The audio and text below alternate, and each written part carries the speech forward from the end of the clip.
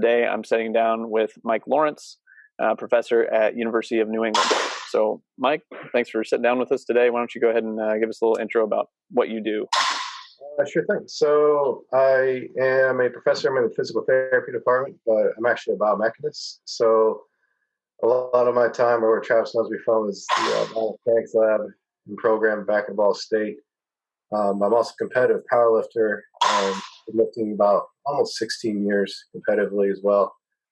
Really, that drove my interest to get into biomechanics and how to get stronger. I usually tell people I got in biomechanics to try to get my squat higher. So it actually worked pretty well. So I teach kinesiology. I do research with done stuff on the safety squat bar and stuff on lifting. So really my big thing is research training, research from biomechanics perspective. Okay, there we go. Okay, it's recording, so I'll be able to go back and edit all this stuff later. But yeah, so you're in a PT program right now? Yeah, I work for the University of New England, so I'm in their physical therapy department up here. Okay, and then are you still running the lab for biomechanics? Yeah, we call it a motion analysis lab. So I manage that, and also I've started teaching more. So I'm teaching like the kinesiology now and some research courses too. Okay, so is that a little different as far as people they've had in the past who have, I know not all PTs are going to lift, and especially lift heavy and do the things that you do, but I would imagine it's something different than anything they've seen, right? Yeah, I think it gives them like a good perspective, though. I mean, they should all know how to do like a good squat and good movements. So it's biomechanist teaching that is probably not a bad thing. Right. Yeah, man. That's so we've got. I'm trying to think. The last time I talked to you was probably when I was an undergrad at Ball State. So it's been a while, but yeah. Anyway, I'm out here in Lawrence, Kansas, and we've got 2 gyms, and we do sports performance predominantly. And so we try to hook up with some local physical therapist to outsource, what's out of our scope of practice, essentially. So, anyway, there's some PTs that we run into that definitely have lifting experience that you can tell they've been to the gym a time or two, and then there's some other PTs that have not. You can tell they've never really lifted weights before. They've done a lot of textbook work, but not so much like hands-on practical from a lifting standpoint. So it helps when you can find PTs who have done that. Yeah, I had one of them tell me once that I shouldn't hold my breath when I squatted heavy. So. Oh yeah, what is that? Because blood pressure, and I like my spine in one piece. I think you'll be okay here. Yeah. But yeah, man, I thought of you because that video I sent you of that kid. Oh yeah, dude, that was a disaster. So I'm not sure. So you're in New England. I'm not sure how close. There's a guy I sat down with, Christopher Tabor. Mm-hmm. He does a lot of AEL research, and I think I'm trying to remember where he's from. Can't remember if it's Holy Cross or one of those New England schools that's out there. But anyway, he does a lot of AEL research, and I sent the same video to him. I'm like, hey, Chris, like thoughts on this? He's like, not a good idea. Just not good. So that was what made me think of you, because I think you do more accommodating resistance research than anybody I know of. I've done some, yeah. We've kind of branched out, but definitely that's like my thesis was on. We definitely use it a lot. Yeah. We've done a little bit of playing in the lab that we haven't published. It's got some, it's cool. It's always hard to set up. Yeah. They're not thrilled with me drilling holes into the concrete for bands and stuff. So, like what's the threshold then? I mean, like do you just, I think the first thing is, can a kid demonstrate proficiency with a squat pattern 10 times in a row? Can they do that with light resistance before adding accommodating? I mean, what are your prerequisites for adding accommodating? Just like general strength and good technique's always a good place to start, because like you said, if they can't do it with the simple things, if you can't do a bodyweight squat, then trying to make it harder is not going to help. And putting a band on something makes it harder. Putting chains on things makes it harder. It might make it lighter at the bottom, but you're still challenging them with the instability of the chains or the elastic, tension of the bands. So, and even just to people who aren't used to, they can be kind of strong if they've never done it before. You put it on them, and then you'll see them get like pulled around all over the place. So, I've had some really strong guys I train with who they never use bands. We put them with bands, and then their first 3 reps are terrible. They haven't figured it out yet. Yeah. But so better than someone who that's 40% of their max. Right. So I guess the first place to start, because I need to go through. I'm still getting used to doing these types of interviews and talking with guys. So forgive me if my style is not dialed in yet, but I'll go through and chop it up so it makes sense and it flows nicely. But I guess the first place to start is, what is your general training philosophy for, let's just say a general athlete where they're coming in and lifting 2 to 3 times a week? On term, like how would you lay out, let's start with your general principles that you adhere to. So, I mean, it's always the big ones, the progressive overload. The more I've trained, the more I've thought, I think rest is more important than almost anything else. If you're fatigued over and over coming in again, you're not worth anything. Like you're just going to hurt yourself. Yeah. Right. So, and I know, especially like with guys in your position, because I train mostly powerlifters. So I've got my people in our technique training is the lifting itself usually. Right. So I'm in a slightly different, better place than you have to train an athlete. I've never thought that you should try to make things too specific in the gym. I've seen people, try to use weighted bats or use like hyper specific things with weights. And my general philosophy, guys, is just make them a better athlete, make them stronger, make them more explosive, work on the components of being an athlete. And then they have to put that together to perform in the sport. Right. So do you see that often as like athletes are trying to basically be a power lifter and do things they see powerlifters do and forget that, powerlifting is a sport in and of itself, right? Yeah. Yes. I mean, barely, but yeah. Barely. But yeah, I mean, because I see some of that, on social media where, like when I was talking to Professor Tabor and he was saying like, I would ask the guys at the highest level of whatever weightlifting sport, whether it's weightlifting or powerlifting or whatever, what were they doing 10 to 15 years ago? Yeah.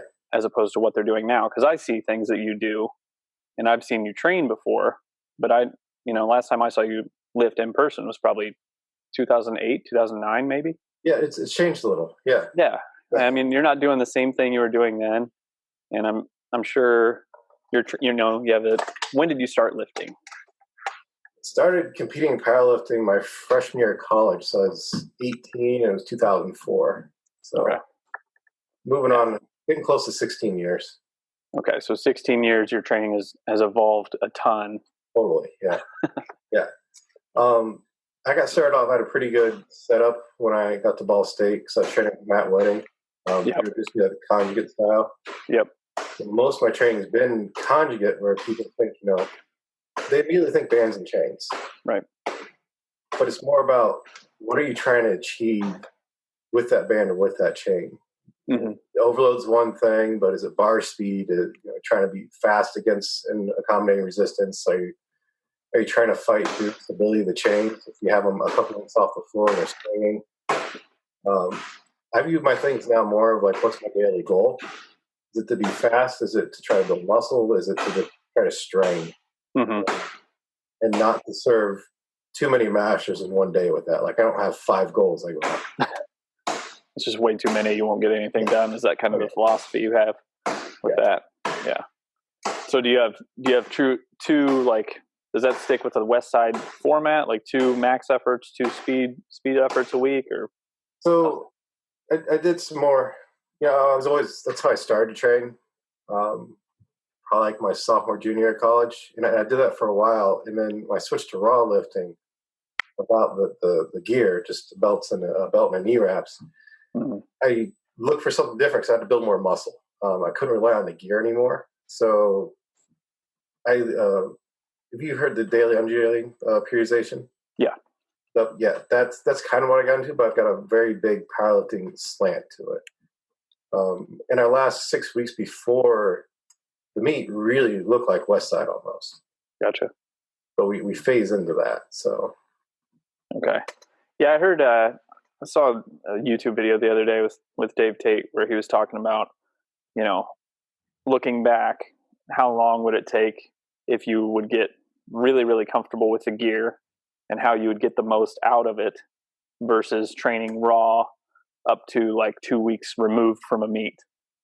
And what he was saying was that's what he used to do, was like you train raw as much as possible, and then you put the gear on 2 weeks, 2 weeks out, 3 weeks out, but then you don't get the full strength of the gear itself, Yeah. I mean, it's all like technique based, right? With the gear. Because I've never used any of that stuff, so I don't know what it feels like. But I've seen the guys put it on. Yeah, and it's you've got to be stronger than the gear you're wearing. You can't let it push you around. And what I usually tell guys who get into it at first was go to where it hurts the most, because we're trying to pull you in and push you. You push against that. So you're stronger than it, and you push where you want it to go, not the other way around. Okay. But you saw some huge jumps in the gear lifting a few years ago, and people were getting 300 plus pounds out of a bench shirt. So, I mean, I was getting, granted, I didn't train raw at the time, but I pressed, I think, 425 at a push-pull meet just to see what I could do. Mm-hmm. And I just pressed like 666 before that, or 661 before that. Good God. So definitely advantage. Yeah. So what are your tools? Yeah. What do you do now? Like, I mean, is it completely raw for you now, or are you still doing some geared stuff? Just a belt and knee wraps. Okay. Yeah. I got away from it. I actually got away from it with the idea of I was going to go back to it. Mm-hmm. But I was getting to the point where I felt like I was like walking a very thin line of, if I don't get stronger than this gear I'm trying to put on, my suit's got to be so tight to handle this weight. If I don't get stronger, it's going to break me. So I went to raw, and then, that really took off, and that's where the competition is now. So I've kind of stayed there. Has the technology gotten better with this stuff at all? It probably peaked around 6-7 years ago. It's been pretty steady since then. Okay. But the gear lifting's it's not as popular as it used to be either. Gotcha. Or not as popular. And CrossFit really helped powerlifting and overall. They've really filled out a bunch of powerlifting competitions. So are you seeing a lot of CrossFitters come and compete in powerlifting meets just for the sake of competition, or what are they doing? For them, it's just a fun thing to do. And then if they like it, then they start training for it too. Right. Like CrossFitters can be really strong. Yeah. It's a great thing about powerlifting. Anyone can get stronger. So yeah, you'd see these especially female, like these athletes come and, all of a sudden make huge jumps, and, they're taking state records and region records and a national record here and there. I think it's just the evolution of the kind of the sport it's gone. Yeah.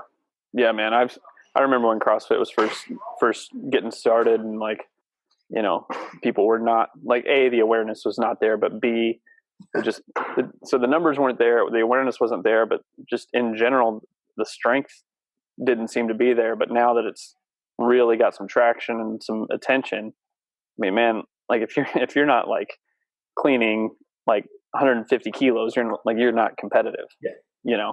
Yeah. So everything else, I mean, I'm sure has gone through the roof. Yeah, and I saw that happen with especially the squats, because my best lift is by far the squat. I don't know if you know the name Eric Lillibridge. He squatted 800 at 275, which was really kind of unheard of at the time. Mm-hmm. And 6 months later, so he squatted 850, and then he's closing up on 9. I think at that time there were like 4 or 5 guys who squatted 800. Mm-hmm. And I think at one point I was ranked 13th in the squat in the country. At the 275? The 275 was like an 800-pound squat. Wow. Now at an 825, I'm like 50-something, if not more. Wow. So, I mean, internet, the knowledge, and everything out there is really it's pushing all the barriers. Yeah, because like we deal with, we've probably got, at this moment, we've probably got around 90-ish athletes that come in between high school, college, a couple professional guys when they're here.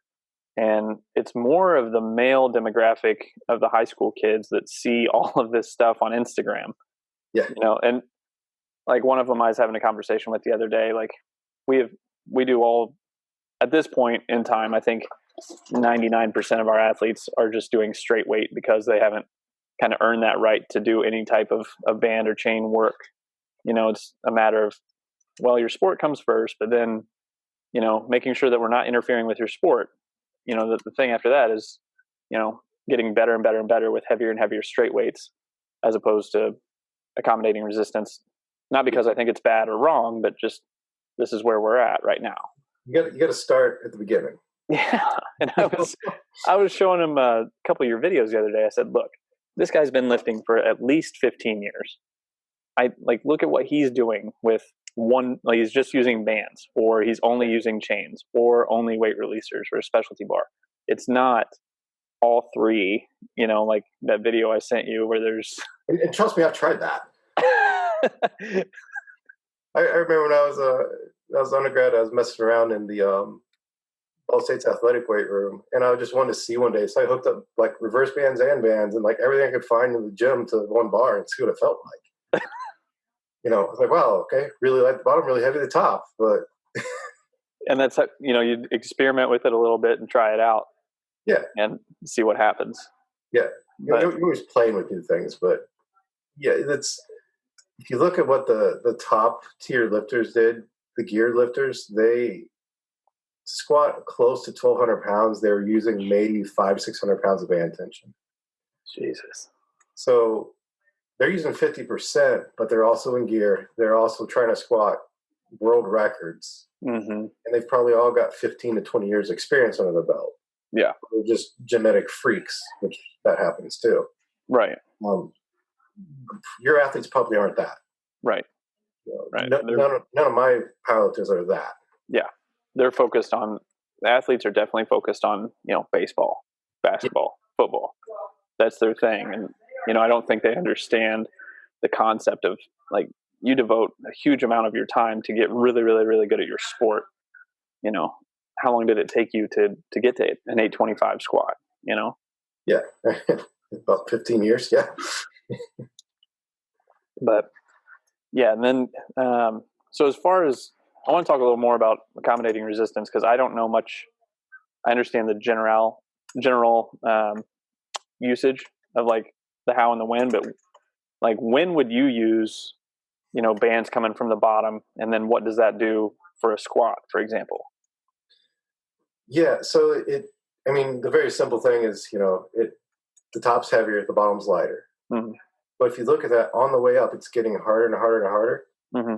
So it actually teaches you to keep pushing through something. Okay. So if you think about the bench press, if you got a barbell, just straight weight, and it's light, and you push it, you'll probably give an initial push and then let off a little bit without even knowing, because you don't want to throw it. True. So you put some bands on there, and if you just give that a little initial push, it's not going to go as far. It's going to come back down at you if you don't keep on pushing against it. Okay. So we'll use that to teach people to keep on pushing through something. Mm-hmm. Especially for powerlifting, when you've got a heavy weight and it stops moving, and you've got to get it moving again. That's something you got to do. That time under tension, push against it. The bands, especially though, depending on how you hook them up, they can pull you down faster in gravity too. So increase your eccentric forces too.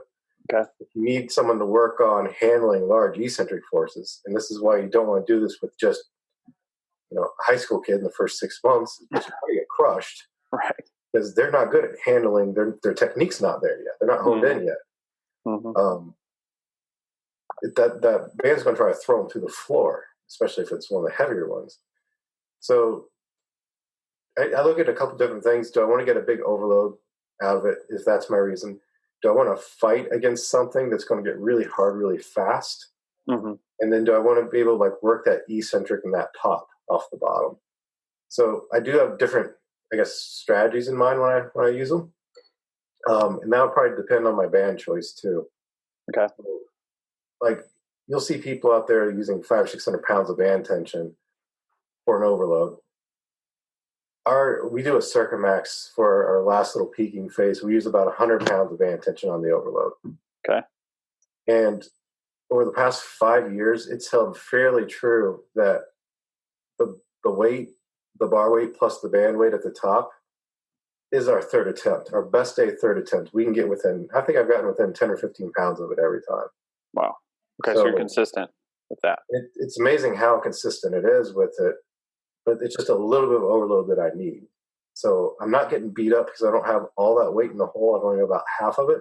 Mm-hmm. But I'm still preparing my body for that weight, a week and a half later when I take it at me. Gotcha. Now, as far as like flipping the bands and going reverse band tension, so what's the application there? Like, how and why would you use that? So, people that call it like the Lightning method, or if you hear it wrong, they'll call it the lightning method too. And the idea is, I've seen that used a lot more for people who they think whoever's lifting, they need like a mental boost of seeing how much more weight's on the bar. Okay. And it essentially does a similar thing. The part that I hardly ever use them because I don't like they slow you down on the eccentric. Okay. Like bands pulling down will speed you up. Bands pulling upward will slow you down. And I'm I try to be fairly explosive in my lifts. So if the bar is not coming down as fast as I want, to me that's a problem. Mm-hmm. But it's a similar idea of the overload there, but it's more of a plate weight overload. Just deloaded by the bands. But it does affect how the bar forces are. Okay. Now, as far as chains, what are you trying to accomplish with chains when you're hooking them up? I think chains are actually a better place for most people to start than the bands because they just pull with the force of gravity. Yep. They don't have as much, the elastic tension is not there on the chains like it is with the bands. So those are a little more challenging to be stable, though. Especially if you have a couple of links off the floor, then it can be really challenging. So we try to leave a link or two on the floor. That can be hard depending on if you have a tall person and a short person working together. Kind of got to adjust that. Yep. Similar idea. It gets hard, so you have to grind all the way up through them. But it's easier on the eccentric for the lifter. Okay. So you could essentially, I mean, is that a place where you'd use technique with those guys? Like, hey, you need to stay tight and on your descent for longer, and then just one rep out of the bottom where it's full speed. Yeah, still have them try to move fast with the chains. Okay. Even on the eccentric portion. Yeah, I teach most of my lifters just to move how they want the weight to move. And granted, on a max attempt, you'll move a little slower. Gotcha. But I see more often not people get timid with heavy weights when you really can't be timid with a heavy weight. Okay. And they're usually more comfortable with the chains because as you go down, they deload so it doesn't feel as hard. I think the chains are really good for like upper back work. So maintaining the torso and chest up. Mm-hmm. In the head position, because when you're coming up, if you think it's just like it's storing more weight on you as you go up, that's kind of really challenging your position. If you can't hold that well, you'll lose it right there. Right. So it could almost be like a mental aspect on the chains on the descent. Like so you're feeling confident heading into the concentric action, right? Yeah. Yeah. Okay. So you unrack and be like, wow, this is really, really heavy. But as you start going down, like, okay, maybe I can do this. And then once they get it moving, like, oh, I can get it moving. They just got to keep it moving, that's the hard part. But a little bit of the mental help there, but feeling light at the bottom is a good thing.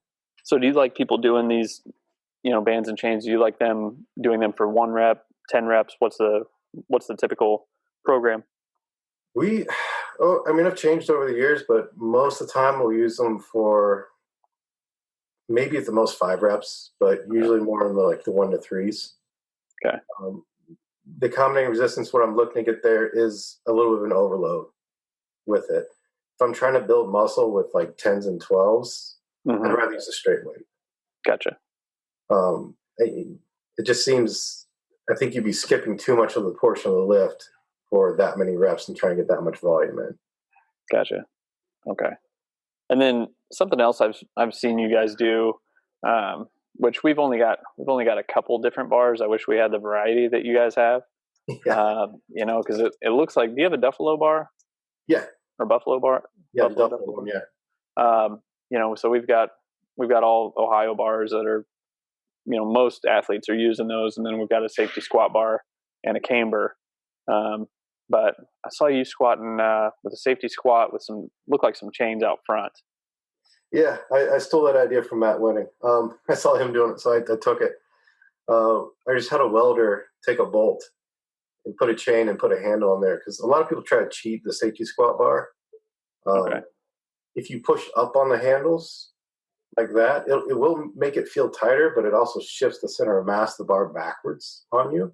Okay. And it actually puts it in an easier position. So this keeps you in a harder position longer. Yeah. So if you have just the chains in your hands, and you'll see people try to push and they can't, it doesn't do anything. Gotcha. So it makes you really focus a lot more on trying to hold your upper back tight. Okay. So if I take my safety squat bar, do I cut the handles off, put that bolt in there, and then put the chains on? Ours had screw-on handles, so. Okay. So you've got the Elite FTS one? Yeah, the Elite one, yeah. Okay. So I can do that. That's the same one. We actually took that in the lab and did a test on it too. An undergrad published a paper on it. Okay. So it actually does work more like upper back muscles than Okay. a normal bar, which if you ever used one, you definitely feel that for sure. Okay. Well, thanks for that tidbit. That'll be something we can mess around with and hopefully find a welder here somewhere. Yeah. But something else. So we've got, just like a regular camber bar. Something else I've seen is like a spider camber bar. Yeah. I'd really like to get my hands on one of those, but that's basically, and then we've got trap bars. Like that's basically our variety. So can you go over like why the variety of bars are like for us, it's like, well, if we've got a kid who has a broken wrist or can't externally rotate their shoulder, it makes sense to go to a squat, safety squat bar. Well, sure. Yeah. But for you, I mean, when you guys are rotating bars, like what's the reasoning there? Usually just to get a different stimulus from it. I also use, and I'll put in a safety squat bar or the camber bar if I want a intensity deload. Okay. Because you can't do as much weight as a safety squat bar. You shouldn't. Some people can. I don't know how, but yeah, I've seen a couple of people do it. Experienced lifters definitely shouldn't be able to. So if I want them to still strain against something, but I don't want them to have to use 90+%, right? In a safety squat bar or the camber bar, depending on if you want to work more upper back or more, holding the low back in good position, and then they're still going to strain really, really hard. It's still going to be a max effort or a near max effort, which is what we want to get to. But the overall loading is not that hard, not that rough. Gotcha. We actually do a week of that. We use it as a deload week. We call it hard, not heavy. So one of my favorite things to do with that is take the safety squat bar, sit the people on a box and do a concentric only with the safety squat bar. And I'll even we usually throw some chains on there too. So as you stand up, you've got, 120 pounds of chain adding on to it too. Okay. So for triples, which that sounds like it'd be really heavy, 120 pounds of chain. Yeah. You can't put much plate weight on there. Right. So you're starting from zero. Yeah. Like just sitting on that box. Get on and take a breath, hold it for a second and go. And it's really, really hard. But the stress, if I'm training for an 800-pound squat, I will not get anywhere close to 800 pounds on my back for that. Mm-hmm. So I use that as like a deload in between a couple of our heavier weeks. Okay. I like that as far as an intensity deload. That's a good way to think about it. Yeah. So, and then, so that leads right into my next question as far as some things that I've seen you do with, it looks like boxes of various heights with foam versus, like straight sitting on a box. Like I think most of this is going to be for our high school kids who listen in on this, because sometimes there's 2 6A high schools here in Lawrence, and it is even if the strength coach is very, very good, I don't know what their philosophy is. I don't know what their principles and methods are. And that coach cannot possibly watch all 50 kids in a class. Yeah. So we have some kids who, most of them are going to, just free squat when they come in. Some will box squat, and we'll teach them, hey, you're just going to use the box as a point of reference. You're going to squat to the box, soft touch, stand up. Others were inheriting from other performance programs where, they've been taught to sit down and relax completely at the bottom for an extended period of time. So could you talk a little bit about box squatting versus like the touch and go or the sit down and relax, like when and why, and like what's the difference there? Yeah. So, I always like the touch and go. That's usually more of like a depth finder, just to make sure they're close to depth. I won't even say that they're always at depth because they'll shift back and forth on you and can kind of change that. I use the box to teach people how to squat. Whenever I bring anyone new in and just they want to learn how to squat, that's why I start them with, because it first of all, gives them kind of a sense of safety. Yeah. If I fall over, because when I start messing with them, they feel like they're going to fall over at first. I have them sit back a little more than they're used to, usually. Yep. And it gives them a tactile feel too. So, like most people, when they think to sit down, they think about their butt hitting it first. I want their hamstrings to hit it first. Okay. So that kind of gets rid of that posterior pelvic tilt, hopefully. Yep. That's usually a big problem because then that causes issue with the lumbar spine. But we'll start with that. And then it just gives them a chance to kind of stop and see where they are a little bit, feel where they are, and then break up the concentric eccentric too. So I usually start people with that. I do prefer that they come down and they stop on it and come back up. There's like at least an instantaneous pause. I'm trying to break that concentric eccentric chain and teach them how to control a weight down and stop it and not just bounce off the box. Right. It's obviously not a good thing if they go down and just bounce the pelvis off the box either. The foam, if you use it right, is ridiculously hard. Yeah.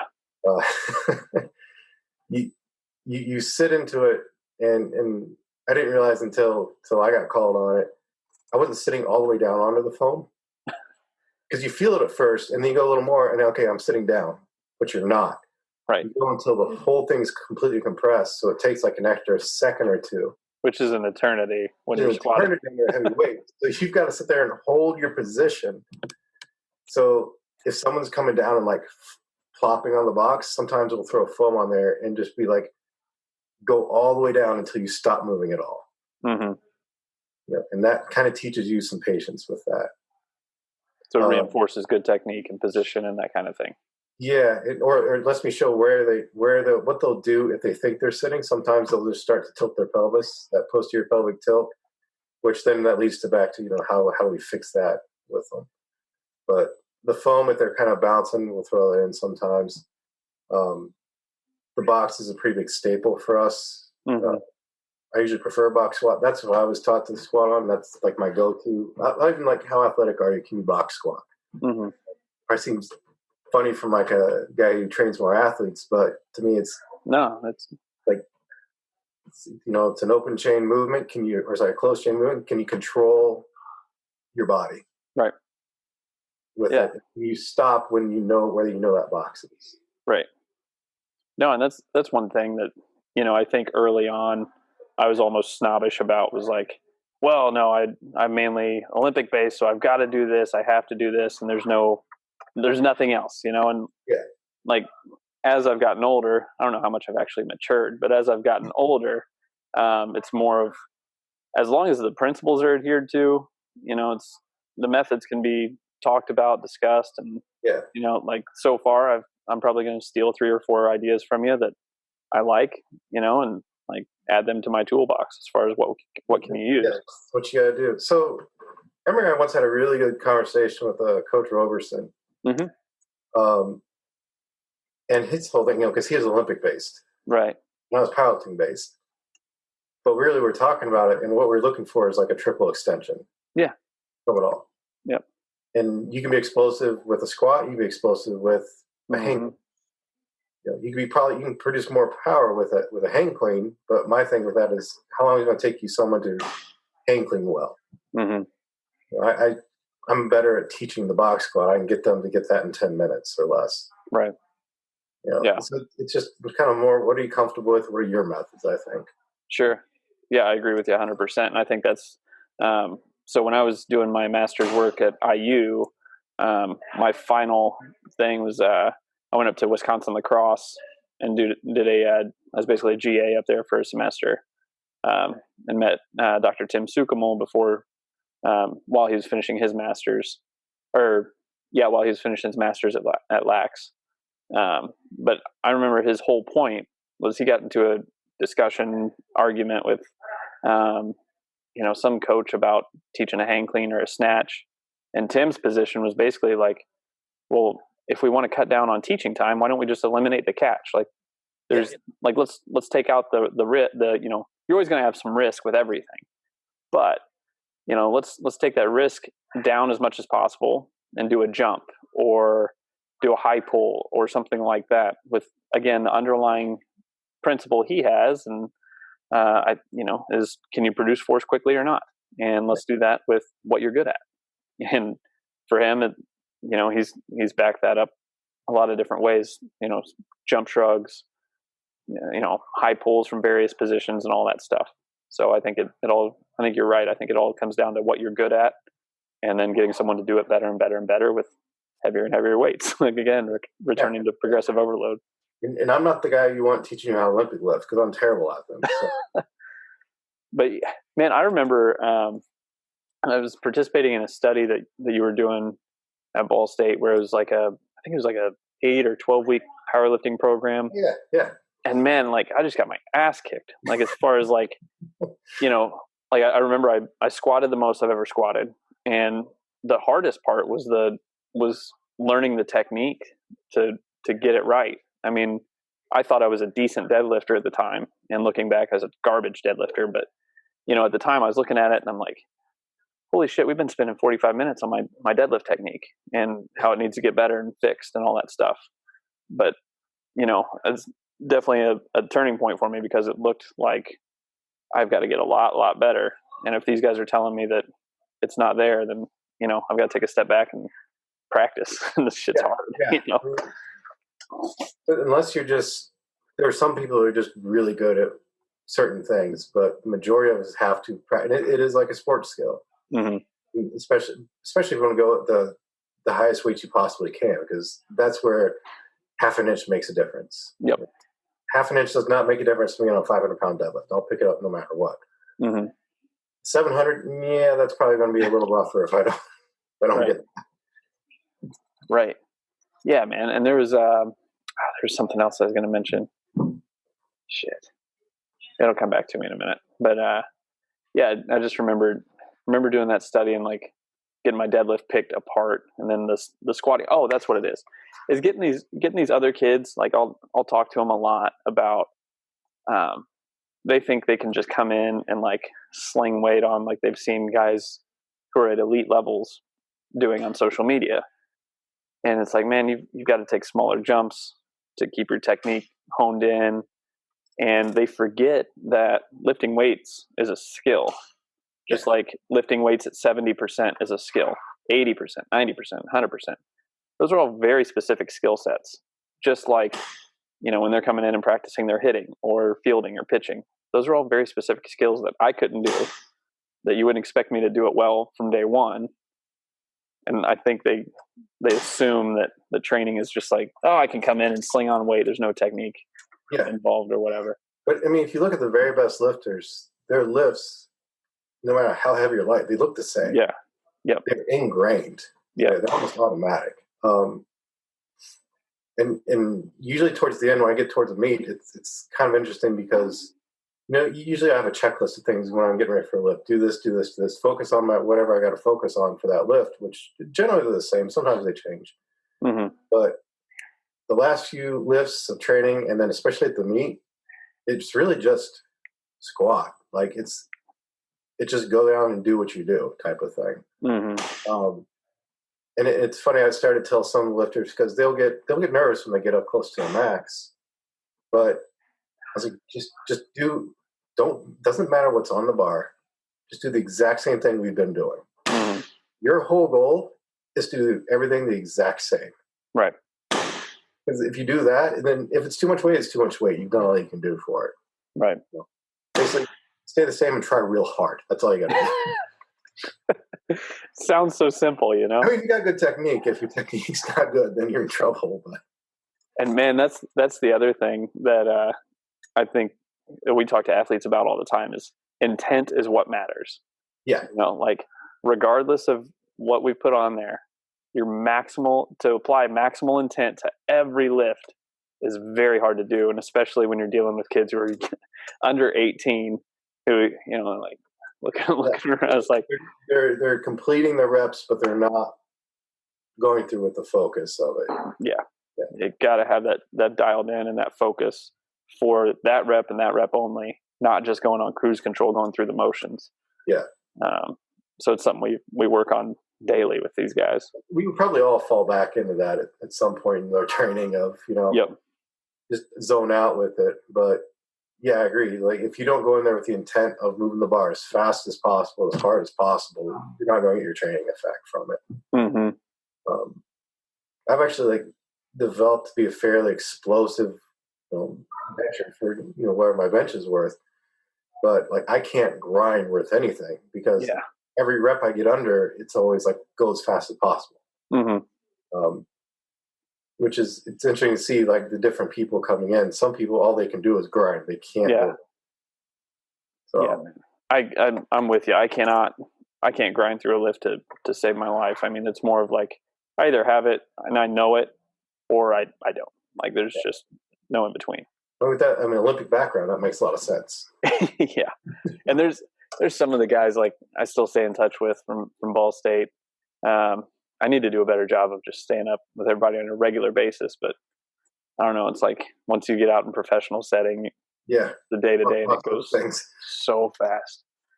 But I'll see some of the guys that I went to school with doing their thing and lifting, and man, you just grinded through that squat for 3 seconds. Yeah. And I'll explain that to kids, and they're like, 3 seconds is not a long time. It's when it's fucking heavy, it is. Yeah.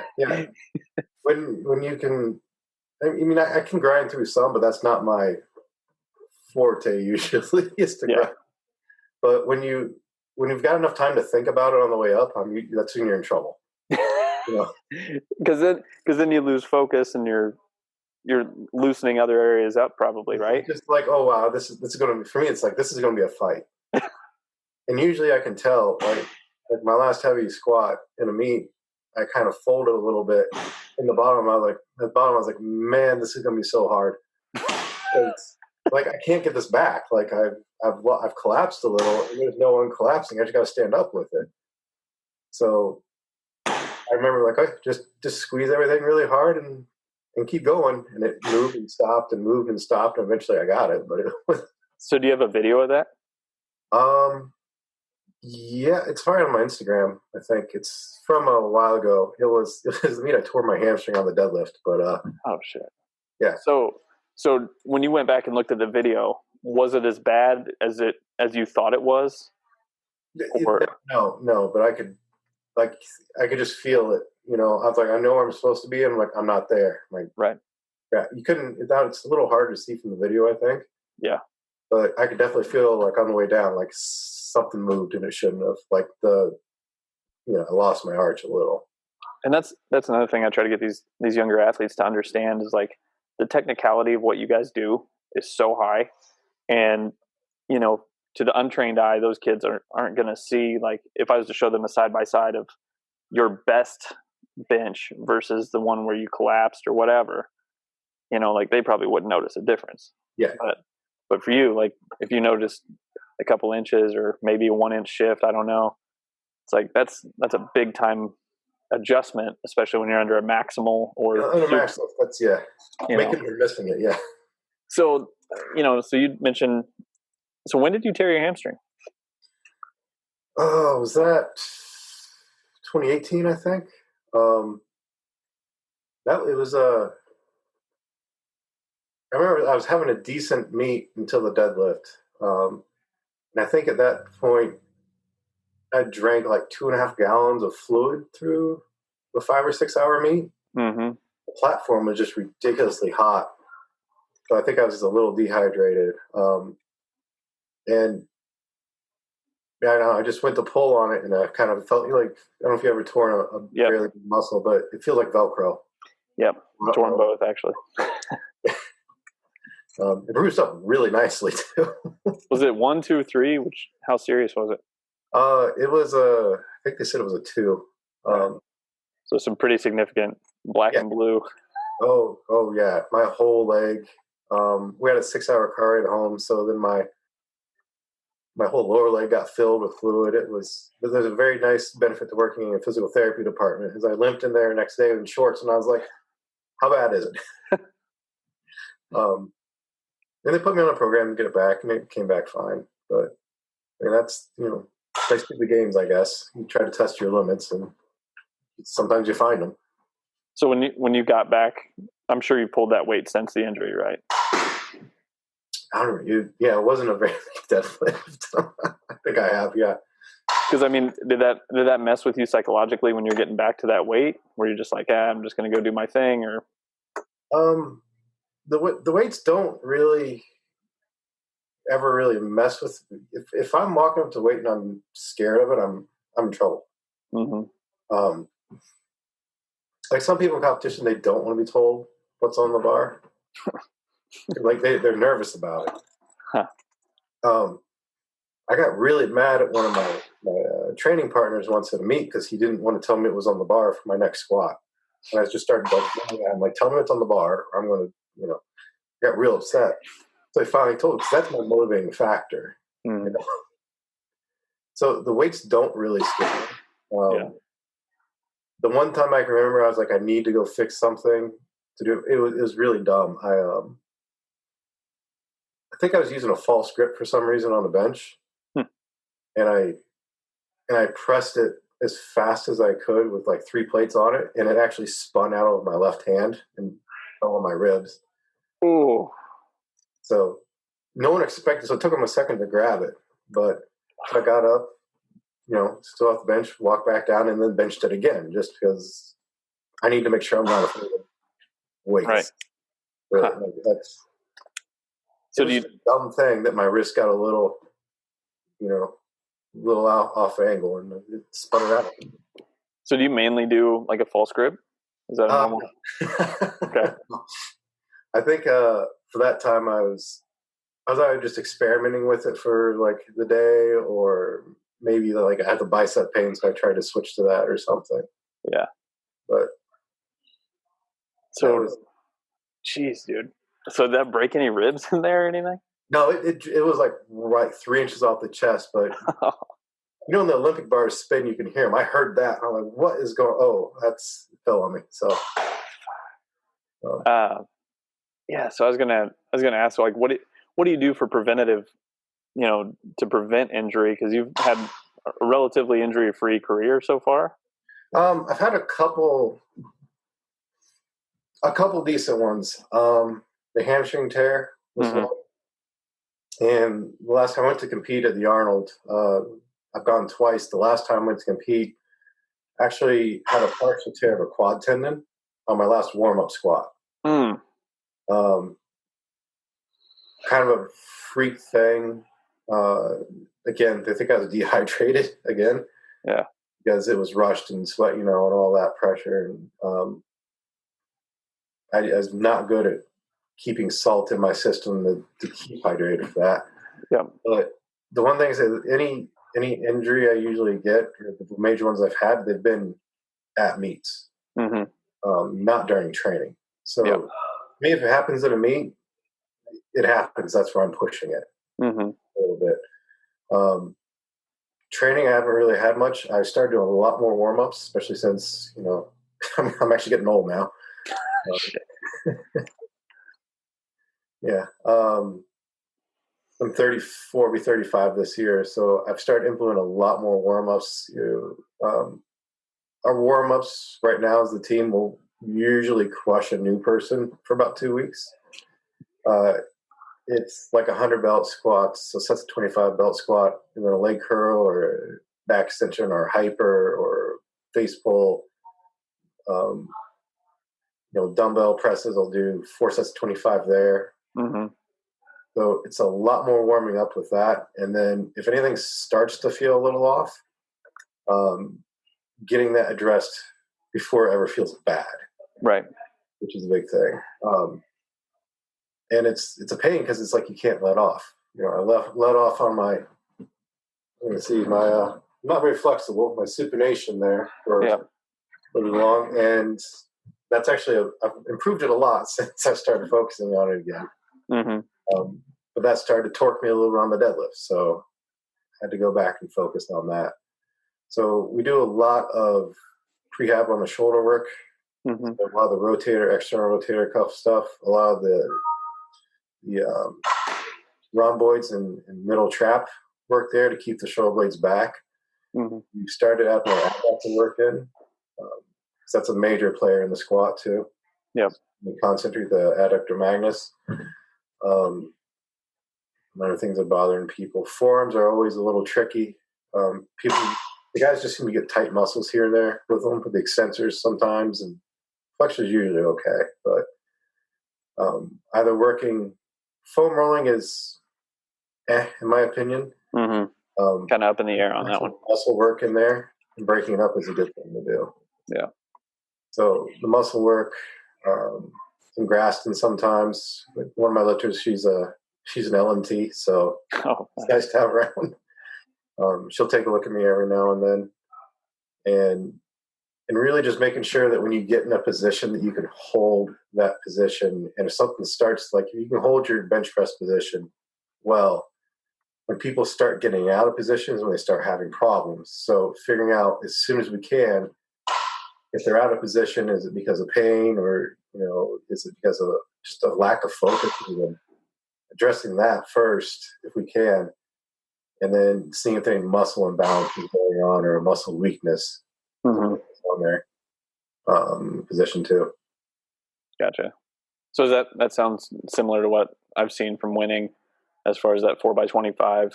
Yeah, I steal a lot from him. So he's a smart dude. Like I've played around with a little bit of that 4x25 stuff for a little bit.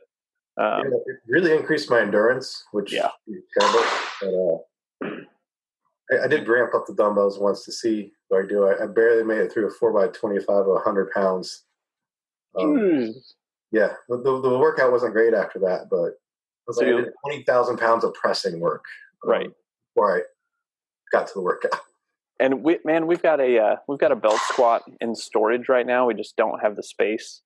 I'll show you the weight room there in a little bit, but I mean, we've got 1,000 square feet on the rubber and then like 20 yards of turf. So everything we have to make sure it's, we got to make the most of what we've got. So it's a pretty bare bones weight room, but we've got a belt squat in storage. I totally, really, really want to start using it, but there's just no space. We should be coming out, I think, in April. Had some physical therapy students do research on Winning's belt squat with muscle activity and stuff, and obviously it doesn't really pull. It doesn't place as much stress on the low back, but no one actually looked at to see how much less it was. Yep. We did that and then looked to see, compare that to a normal squat too with the same weights. And I saw something from Duffin where he was talking about the belt squat, and he was saying like people put the belt in the wrong position, and then they're tilted too much forward, and then you're not getting the pull at the hips that you want. It translates further up the chain, which I think is more into the low back, which is what you want to avoid. Yeah, I mean, if you put the belt up way high on your low back, it's going to pull you into that lordotic spine even more, and then you can start to have some issues too. So really, you're keeping it pretty low. So when you're okay. What else? Oh, so like what other toys do you guys have? I'm sure you have like a glute ham, reverse hyper. Yep. What other kind of specialized tools do you guys use? So we've got say small. I get the small weight room. So our gym's in my garage. Oh, really? Yeah, it's about 1,000 square feet. Oh, wow. Push it a little bit. It looks bigger online, man. Good videos, I guess. Yeah. So yeah, we've got 2 monoliths actually, which is kind of necessary for if we have two groups. Usually have 2 groups training in the time. So mono's going.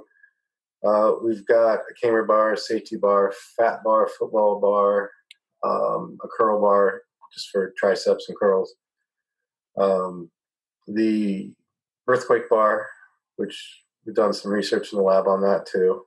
And then you got the heaviest glute hammer he's ever made. A reverse hyper, some pull downs. We got a couple of back machines, but we don't really have very many machines.